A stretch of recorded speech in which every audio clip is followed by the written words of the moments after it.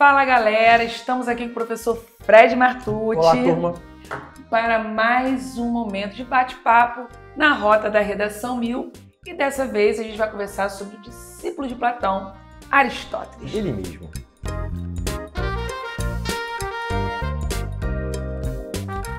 O Aristóteles é o grande discípulo de Platão. Estudou com Platão durante 20 anos, né? E posteriormente à morte de Platão, o Aristóteles divulga suas ideias e que vão totalmente contra o pensamento do Platão. Enquanto Platão ponderava, né, essa realidade transcendente, o Aristóteles ele é um filósofo pé no chão. Ele gosta de secar plantinha, animal, observar, né, e produzir um conhecimento que é o conhecimento que tem a ver com a empiria, né, com a observação do mundo, com a experiência do mundo. Para provar. Tanto que quando a gente estava conversando sobre Platão, você mencionou a mimesis, né? Que para o Platão, como na alegoria da caverna, as sombras representam uma cópia do que é a realidade, e aí ele vai chamar essa sombra de uma imitação imperfeita da realidade. Então, para o Platão, a mimesis ela tem um caráter negativo. Já para o Aristóteles, não. O Aristóteles imagina que quando a gente quer ter um comportamento ético, a gente pode começar imitando este comportamento. Ou seja, por isso que ele fala, tem aquela história de nada se cria, tudo se imita. Vem daí? Perfeito. Porque, veja, o que ele está falando é uma forma, assim como você faz com os alunos aqui em redação, é uma questão de treinar. Então, quanto mais você, num primeiro momento, de maneira mais artificial, você se coloca numa determinada situação para agir, para escrever, conforme você insiste nisso, essas coisas vão ficando mais naturais e você vai incorporando. Porque você já tem a ideia, né? Seria isso? Não, você tem, na verdade, aí para o Aristóteles a prática. A prática é a ideia que é de Platão. A ideia do Platão. A ideia tem a ver com uma intelecção de eu alcançar algo que seria o fundamental para nortear a minha prática. Já o Aristóteles não. Ele pensa numa questão bem mais processual, de modo que a constância, o exercício leva à excelência. Mas a frase que eu falei, nada se cria, tudo se copia, agora fiquei na dúvida, hein? Essa frase não é do Aristóteles. Não, nenhuma nem de outra, mas eu acho que Mas a ideia que está em torno dessa frase serve para a gente pensar as ideias do Aristóteles. Do Aristóteles. Eu fiquei, será que não era Platão, não, Aristóteles? Que ele já diz que você já tem uma imagem, no caso, não é isso? Exatamente. Você já tem uma gente, estudei só em literatura. E o Aristóteles, né, ele vai fazer uma reflexão que eu acho muito interessante, que é perfeitamente possível de aplicarmos na nossa vida hoje, de que não basta simplesmente viver. O que é fundamental é saber viver bem. É preciso saber viver. E viver bem. E o viver bem, para ele, tem a ver com uma espécie de equilíbrio, de caminho do meio. Na sua ética, ele tem uma ideia muito interessante. Ele fala que todas as virtudes, elas se encontram num meio termo entre dois vícios que representam os extremos, da falta e do excesso. Eu acho que o conceito que é muito fácil para a gente imaginar isso é o conceito de coragem. Então, Aristóteles fala, a coragem é uma situação de meio termo, equilibrada, e a coragem não significa que você não teme nada. Só que diante do medo você não paralisa. A coragem significa você saber o que você deve temer e o que não deve temer. Portanto, se você acha que você não teme nada, o Aristóteles vai falar que essa coragem ao extremo deixa de ser coragem e se torna imprudência. Quando você acha que você é invencível, você acaba se colocando em situações perigosas, porque, no final das contas, nós não somos invencíveis. Então, não podemos ter uma vida de não temer nada, né? Devemos temer o mar revolto, devemos temer, né, as leis que estão aí para você usar o capacete quando está dirigindo numa moto, por exemplo. Exatamente, você não pode achar que você vai cair de uma moto e vai se dar bem com isso. Agora, do outro lado, eu também não posso ficar temendo tudo a ponto de me paralisar. E aí, obviamente, a coragem, sendo totalmente subtraída, vira uma covardia. Então, a coragem, ela estaria centralizada entre a imprudência, que é um excesso de coragem, e a covardia, que é uma falta absoluta de coragem. Sensacional. Portanto, a gente deve, em tudo, tentar encontrar um equilíbrio, um meio termo, que é a situação sempre mais próxima do que ele vai chamar do comportamento virtuoso, da virtude, que elimina esses extremos. Então, a felicidade, pensando nessa perspectiva aristotélica, não é você buscar riqueza infinita. A felicidade não é você buscar, sei lá, seguidores infinitos e perder a possibilidade de ser feliz na vida nessa busca por mais, mais e mais. Portanto, a gente deve tentar encontrar um equilíbrio nas diversas áreas da vida, né? Então, nós que trabalhamos também, não dá para levar uma vida só de trabalho, tem que ter um tempo de lazer, de relaxamento, de descanso, né? Não dá para a gente também só descansar, só querer ficar de boa e achar que a vida vai progredir e que as coisas vão acontecer. Ele vai trabalhando com uma dialética aí, né? Perfeito. Isso é muito Erge, gente. Aristóteles é mais um Erge. Porque o Enem você tem que trazer ali algo que vai fazer, ou então até buscar essa questão do equilíbrio, caso você queira mostrar aí, mas reflexão, porque Aristóteles é mais reflexão, Platão é mais direto.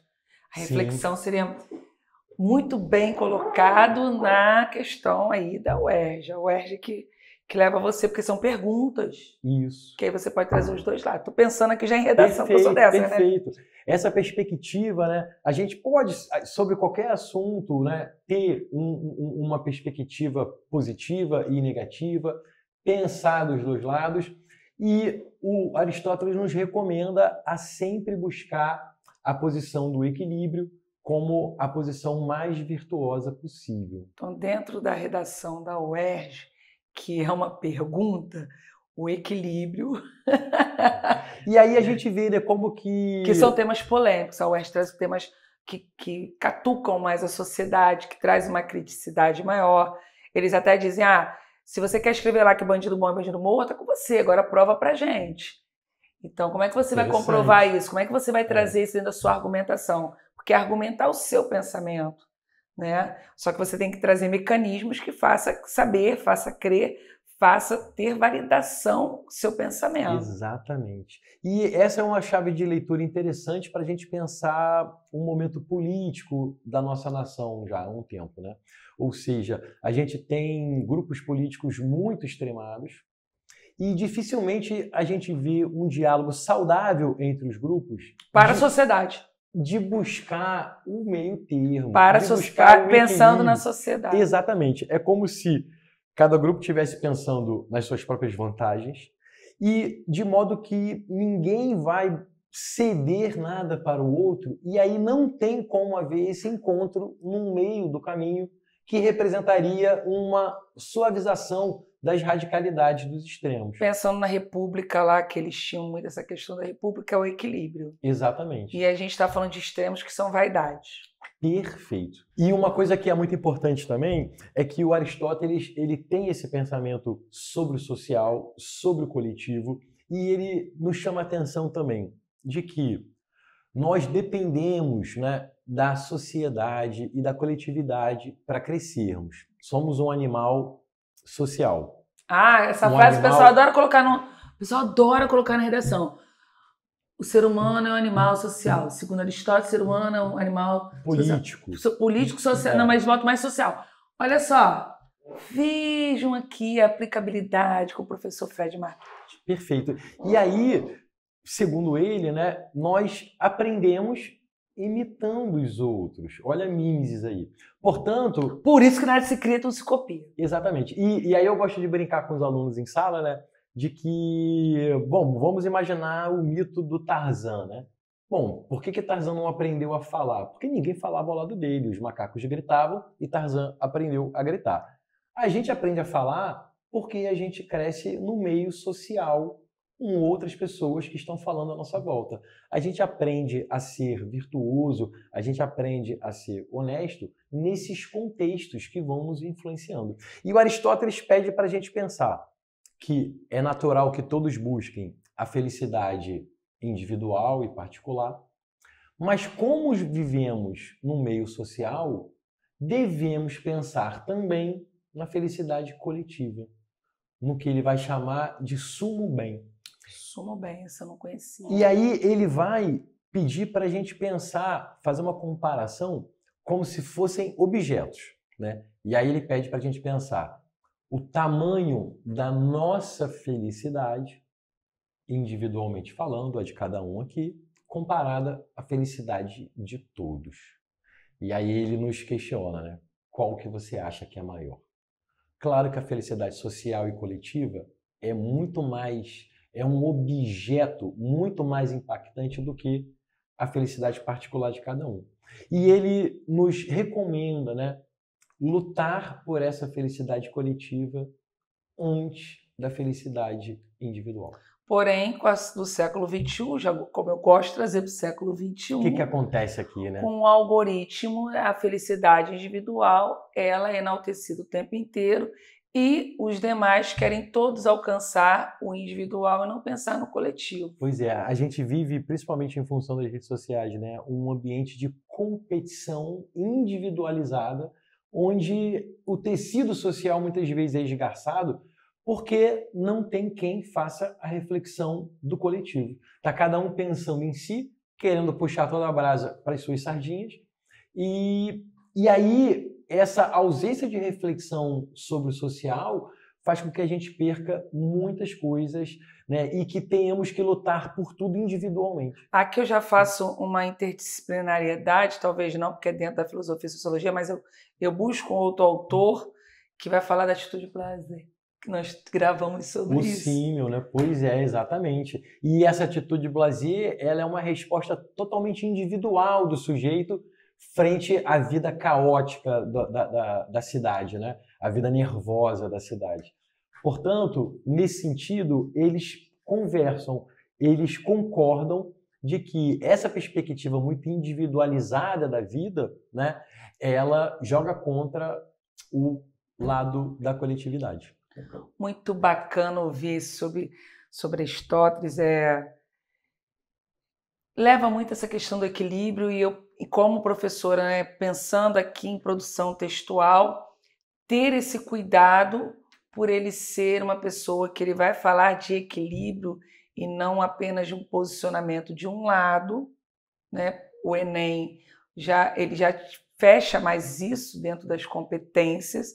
A UERJ, a FUVEST, enfim, N outras universidades, a PUC, por exemplo, do Rio, acredito que São Paulo também seja assim, ela vai deixar que o Aristóteles entre melhor aí nessa dialética. Perfeito. E o Aristóteles sabe que cada um de nós é diferente, né? Que a gente tem tendências, então eventualmente eu tenho a tendência a ser mais covarde, você tem a tendência a ser mais corajosa, e essa busca do equilíbrio do meio termo faz com que cada um tenha que se observar para ver aonde eu vou fazer um contrapeso para encontrar o equilíbrio. Então, muitas vezes, a resposta, né, para certos desafios da vida serão diferentes para pessoas diferentes, porque cada um tem uma certa personalidade e buscar o equilíbrio é uma resposta, em alguma medida, individualizada de cada um, em busca desse centro que seria a virtude para o Aristóteles. Muito bom, professor Fred Martucci. Muito obrigada. Conhecemos aqui um pouquinho sobre Aristóteles. A gente tem um episódio aí também sobre Platão. Quem quiser assistir lá, sobre o Gadeborg, está tudo lá. Além do Bicho Han, dá pra gente botar aqui também. Clássicos da filosofia. Que todos eles acabam pegando, bebendo dessa fonte de inspiração aí, lá dos tempos áureos da Grécia Antiga. Galera, beijos, beijos. Esse foi mais um Na Rota da Redação 1000. Tchau, tchau, pessoal. Até a próxima.